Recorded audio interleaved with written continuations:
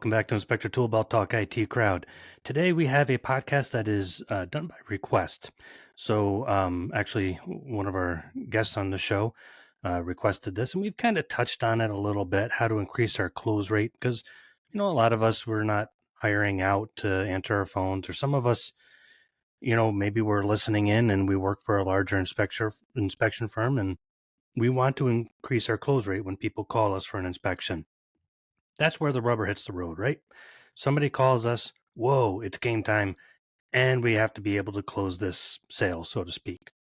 So I was always very proud of my close rate.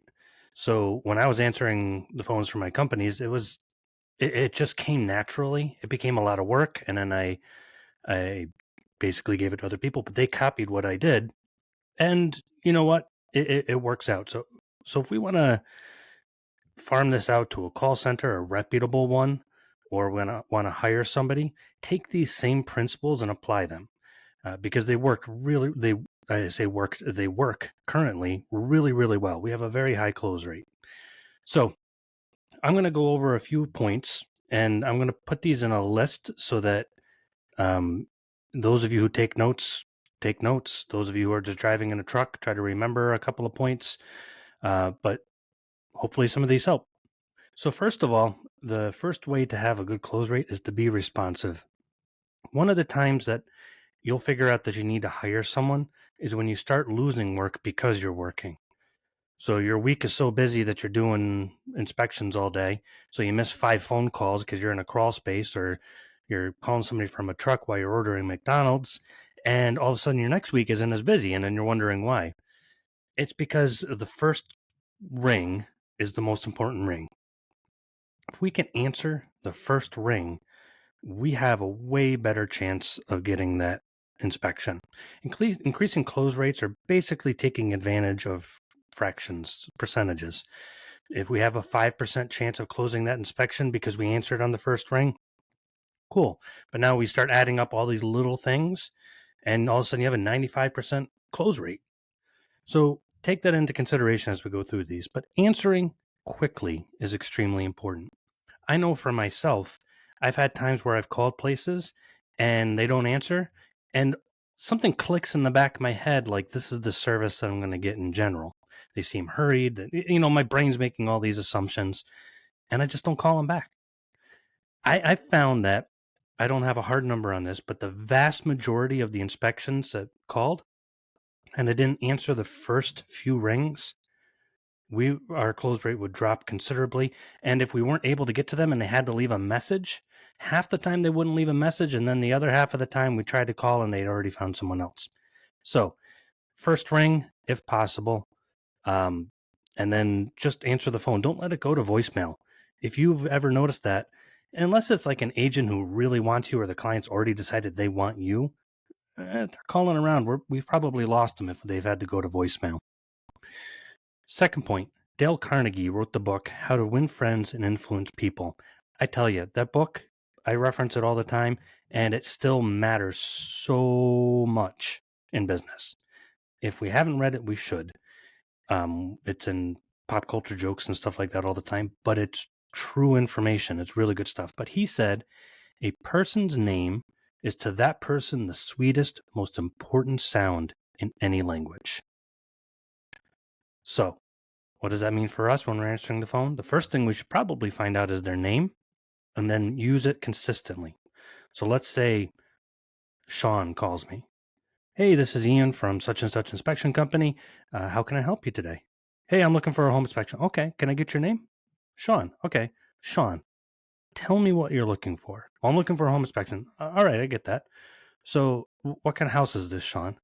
And without being weird about it, like dropping his name 30 times, work it in little ways like that. So, yeah, I get you, Sean. And as we do that, we build a subconscious rapport with them. It's uncanny how it works. It works on me. I pride myself in being a very good salesman, not the used car type, but the one that will only sell things that he really believes in. But I know I know as much about that stuff as anybody else does. And when somebody uses it on me and they use my name, my guard goes right down. Even this works especially too when there's let's call it trouble. Like there's somebody calls back with an issue. I love to use their name because it really just takes a lot of the tension out of the air. And when somebody's calling looking for something, like, oh, I remember Ian. All of a sudden they remember your name because you remember theirs and you used it throughout the conversation.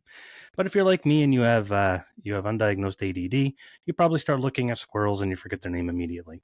Even more of a reason to use their name early in the conversation and consistently and not a weird way. So that measurably can increase our conversion rates. They're very less likely to call somebody else or hire somebody else once they talk to them that don't use their name. Gives us a small advantage. The third thing, don't seem overeager. I learned this in a weird way. So it's kind of like I remember this guy in younger grade school, or I forget who he was. Maybe he was one of my older brother's friends or something. But the girls liked him. But he was just completely aloof all the time, acted like he wasn't interested in them. And for some reason, that drew girls to him. And even the guys are like, oh, he must be cool. Like he's so aloof. And he's just kind of like, I don't know, I'm just walking around existing here.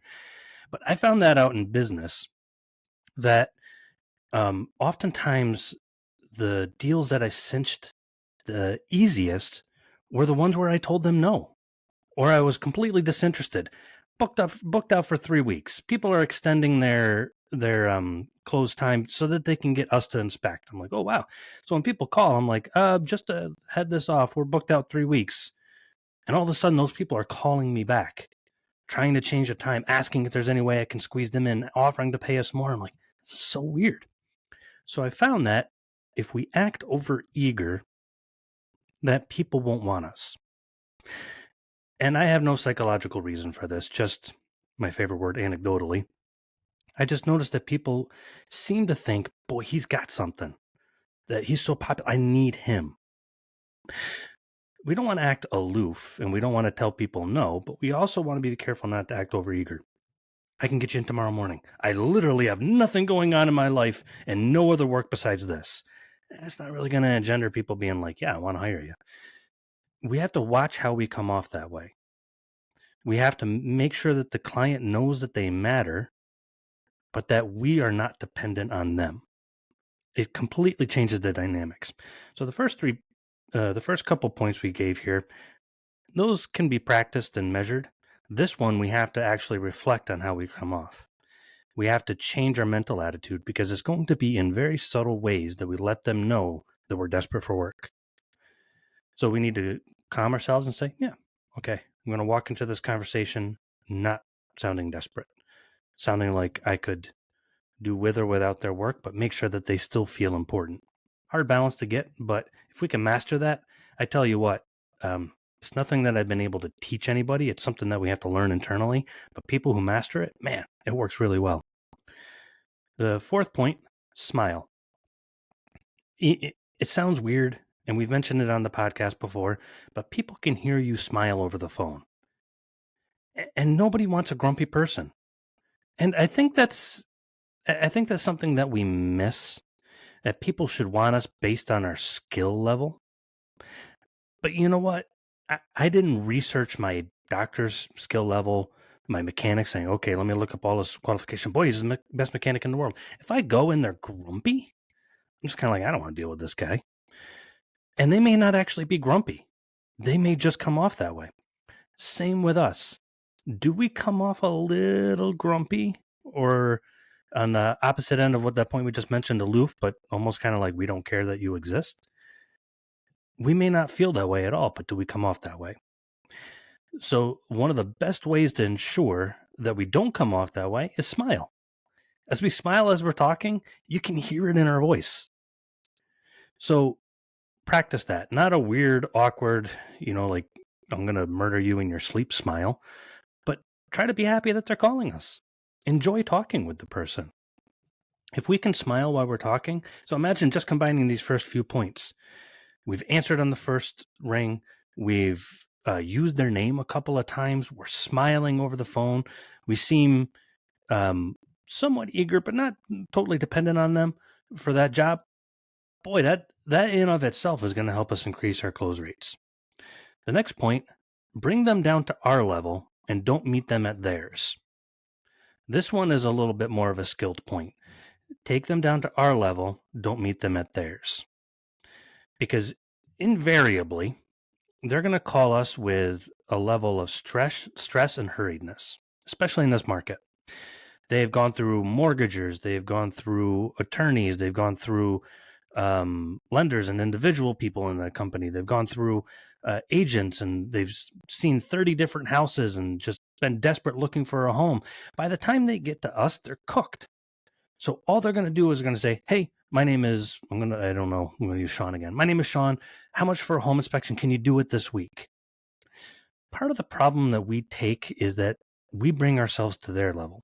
So that's a problem with our pricing. We're like, when they call us, they're like this. I'm like, okay, why meet them there? Bring them to our level. I find some ways that I personally do that is I purposely speak slower. You'll find that people do weird things by nature. Walk up to somebody and hand them something.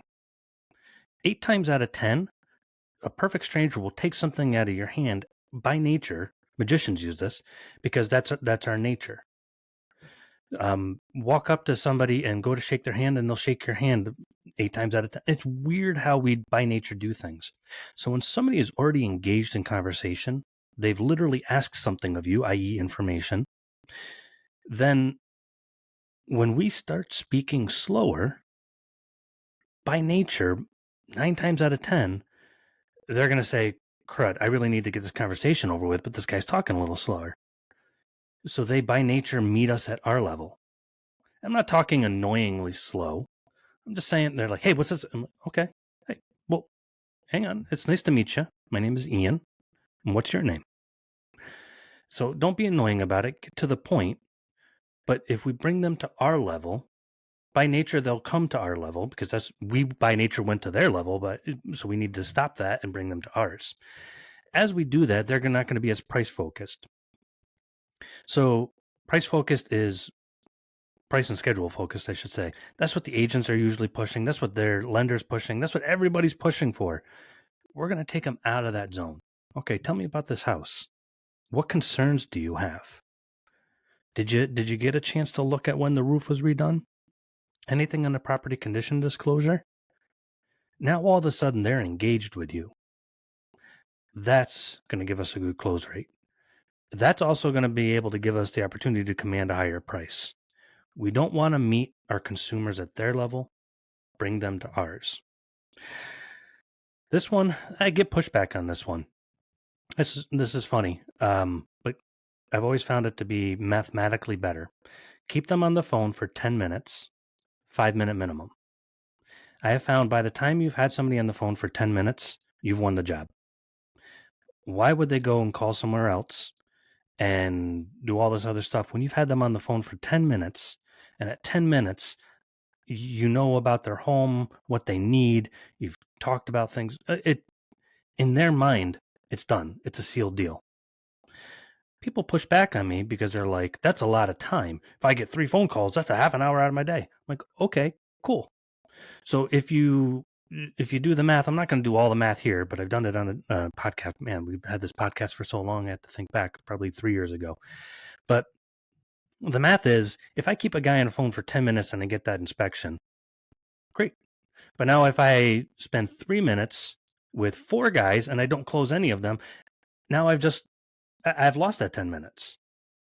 So mathematically speaking, 10 minutes to win a $500 to $1,000 inspection is not, that should just be factored into it. What if you drive an extra 10 minutes to get to that inspection? I'm not going to sneeze an extra 10-minute drive. Most of us aren't. So don't think that it's a long time. Is it a little mentally and emotionally exhausting sometimes? I'm going to be honest with you. Yeah. I don't like to sit there and talk 10 minutes on the phone to just about, half my friends. I'm like, hey, it's been like 3 minutes, dude. Let's get off the phone. If we can keep them on 5 minutes, I give a 5-minute minimum. That'll still give you a way better chance. But if I've kept a guy on a phone for 10 minutes, I've won that inspection. If we can't talk about a home over the phone for 10 minutes, we need to practice. The next one is, and I've referred to this in several podcasts because we did it with Juan Jimenez, adaptive USPs. So I'm going to combine these 2 points. We should have a script. If we've memorized our script, cool. I did, but I still keep it on paper because every once in a while I'll go back and look. I'm like, oh, I'm skipping point number 7. Oh man, I need to fix this. But we should always be changing it, adapting it, and keeping that script. Because what if we do want somebody to answer the phones for us? Now we have a script, and we're not talking about a script like, "Hi, my name is Ian," like one of the telemarketers that call us at 7 o'clock while we're eating dinner. I'm talking about just some points. We should have on the script questions that we ask, things that they're looking for. Now they can say, well, I'm really concerned about the roof. We should have another page say, okay, if they say roof, go to page 3 where we can talk about drones and why the drone will give us a better inspection, or why we walk the roof and don't use a drone, whichever part of that argument you go on. Adaptive USPs, unique selling points. Let the client lead the conversation in that way. So if they are concerned about, they're like, oh man, there's been so many sewage backup issues here. Page 4, sewer scopes. Oh, well, that's great. We offer sewer scopes. Matter of fact, we have XYZ. We do this and this and this. Did you see any concerns there? Okay, cool. We have camera equipment that'll take care of that. Instead of going to the things that we think they want, we go to what they actually want. And if we find that we are missing a USP, they keep bringing up some things. They're like, oh, of course, I want a home inspector that does thermal imaging. And that keeps coming up on phone calls, and we have nowhere to go in our adaptive USP script. Well, that just told us that's the gap in our business. We all like to think we know what the gaps are. Like, oh, I'm going to start offering this. No one's ever asked for it, or no one wants it. Why keep offering it? I mean, there is advantages to that, like training the market. But I'm just talking about our script in and of itself. Give the people what they want. If they're concerned about a certain subject, go to that page of our USP. I loved having a script, and I call it a script. It's really just talking points. So you can just have 5 bullet points of what we do with a sewer scope, 3 questions that we ask them. You'll find that filling up that 10 minutes is pretty easy. If I were on the phone and you were smiling, using my name, and every time I brought something up, you had the exact thing that I wanted, I mean, you're going to have a really high close rate at a very high price if you just apply even some of these. Here's another one. Don't call from your truck. That's just a general term that I use for find a quiet spot. And this is kind of why I don't like when we're busy enough that we answer the phone in our field. I hate the, hey, this is Ian. Yeah, because there's all this road noise, or there's people behind us. They hear a truck door slam. They can hear somebody ordering McDonald's in the line behind us. And it just needs to be a quiet spot. I called a company recently. Matter of fact, it was my bank. And I don't usually get irritated with people on the phone because I do customer support. So I try to extend the farthest bit of courtesy I could. The lady was obviously working from home, her kids screaming in the background, a dog barking, and something was happening. And I'm like, I'm sorry, I can't do this. I don't know what is going on, but this is really unprofessional. And she's like, I'll go do it. And you can hear her slamming and moving doors. And then she plops back down in her chair. And I'm like, this is the most incredibly unprofessional thing ever.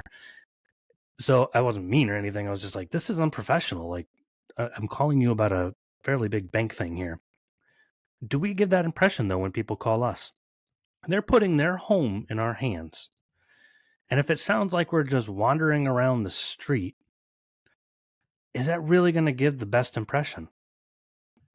Now we could say, well, it's hard. I'm out in the field. Okay. And that's why I say sometimes a call center, a VA, hiring a person in the office to answer the phones, all of that stuff is important. It gives the appearance of professionalism, and it gives the person an environment where they feel paid attention to. The next point is listen and get them to talk more than us. This one is really hard, especially for me. I'm going to be honest with you. I'm a talker. So I find that when I would talk a lot, I'd lose them. And one of my relatives always said when I was younger, the best way you could start a conversation, engage with people, is to ask them about themselves, get them to talk. And when people start talking, they feel connected to you and you might not even said a word. Go back and listen to our conversations if we record them. Look at the transcript if we do that, if it's legal in our state or your province, whatever it is, and or have somebody listen to our conversation, our side of it, and even sit there with a timer. How much did Ian talk, or how much did the imaginary client Sean talk? And I would find for myself in a 10-minute conversation, sometimes I'm going to be talking 7, 8 minutes. Not really conducive to them expressing themselves. My close rate increased when I would do 3 minutes of the talking.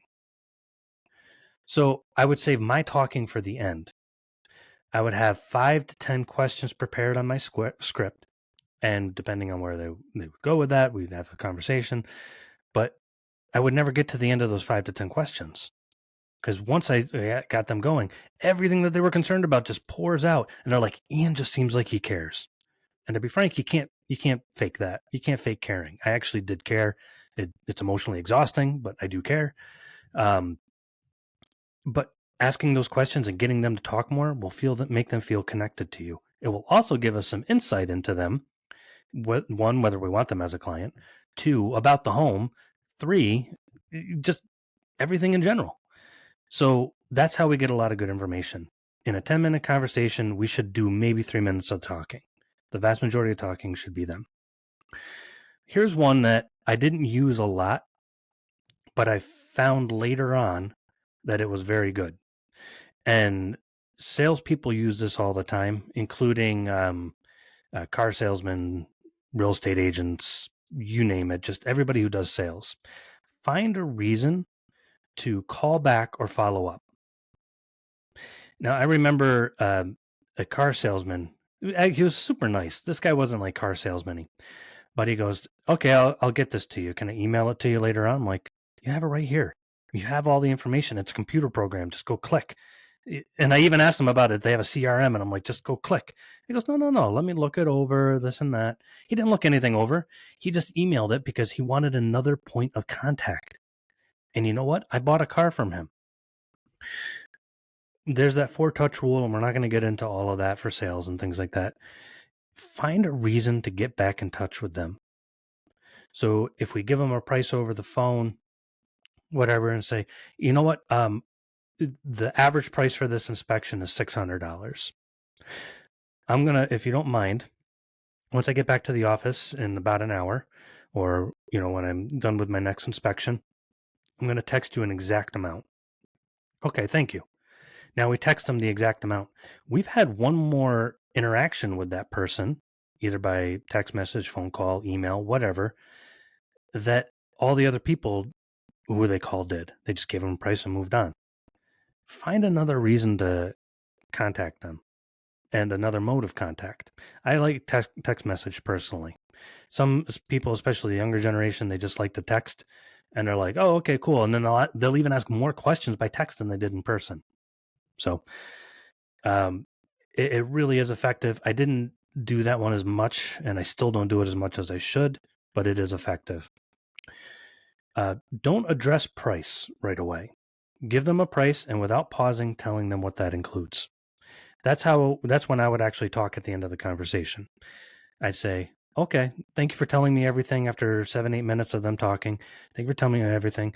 It looks like your inspection is going to cost $750. And then I hear, and then before they can even get halfway through the breath, I'm like, and that includes boom, boom, boom, boom, boom, boom, boom. And, that also includes the fact that you're going to have a boom, boom, boom, boom. And I give them everything. So that thought of that's a higher price than everybody else gets buried in, wow, okay, I'm getting a lot for that. It gives them a bit of reinsurance. So give them the price, address it, but give them don't address price right away. But when you do address it, give them a price and without pausing, tell them what that includes and have a long list of what that includes. Last 2 things, talk about the inspection like they already ordered it. This was one of the earliest things I did early on. Back when I was a contractor, 20 years ago, I used to use this. Like, okay, thank you. Here's your estimate. When would you like to get this scheduled? And just that one simple phrase, or variations thereof, I would talk about their job like it was already scheduled. I watched my close rate go up. I'm like, huh, that was weird. I kind of did it by accident one day. But it works very well with inspections. Phrases like, so do you want the thermal scan on your inspection? Or I can put you in the schedule for Thursday since that works for you. What's the address? So we're adding things to the inspection that they haven't ordered yet. But we're talking about it like their inspection is already ordered. If we ask the question, do you want to schedule? Then we've lost a little bit of edge there. We want to talk about it like it's already scheduled and talk about scheduling. Like, what day's free for you? Okay, yeah, and it sounded like you wanted the sewer scope added to the inspection too. Doing that can increase our close rate. I'm going to end this podcast on this point, though. Track, track, and track. Measure, A/B testing, and improve. Everyone thinks that they have a good close rate until they actually measure it. I have had many clients, one in particular stands out, that would talk about his amazing close rate. He even said, Ian, I heard about your amazing close rate. I'm the same way, 95% close rate. I'm like, okay, cool. And then he kept talking about it, but then he also kept talking about how he didn't have any work. I said, how many phone calls did you get last month? And it was quite a few. And then I'm like, how many of those turned into inspections? Well, some of them weren't ready. Some of them were just price shopping. Some of them were I'm like, so you're only measuring your close rate of the ones that that wanted you. His close rate was actually abysmal. It was like 30-40%. I think 40 is probably what it was. I'm getting confused with somebody else. 40% close rate. It was abysmal. He was not actually measuring it. He was just thinking in his head, oh yeah, this is about how many people called. Yeah, I'm really good at closing. A/B test. Sit down, have somebody time you, your husband, your wife, your cousin, your uncle, your friend, an outside company. Have them come and measure how you actually do. How many phone calls did you get? How many of those turned into inspections? That's your close rate. Now, how many people called and how long did you keep them on the phone? When you said this or this, where did the conversation go? A/B testing is trying two different things. So now you have two different phone calls. And if it's legal and ethical in your state to record a phone call, record the phone calls. Okay, here's the two transcripts. You can even have AI help you. Analyze the two transcripts. Where did the conversation go wrong? We spend a lot of time up front. Years down the road, we're going to be benefiting from that. So those are a few things that we can do to help increase our close rate. To be perfectly frank, the three big ones for me: smile, use their name, and keep them on the phone for 5 to 10 minutes. That in of itself will help us to get from a very low close rate to, maybe 60-70% close rate. But take all of these points, apply the ones that work for you, and we'll see you next time on Inspector Toolbelt Talk.